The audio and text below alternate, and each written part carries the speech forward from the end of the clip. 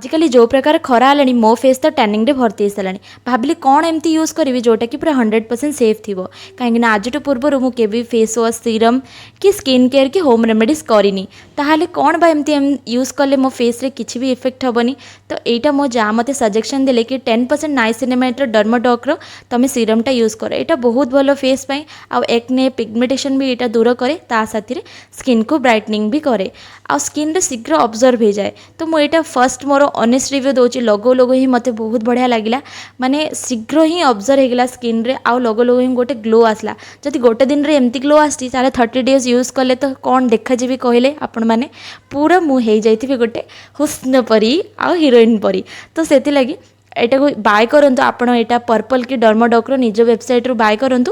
कहीं यहाँ पूरा ओरिजिनल आसे यहाँ कौन प्रकार भी प्रमोशनल वीडियो नुह यहाँ मो निजर वीडियो मुझे बाय कर तो भल लगे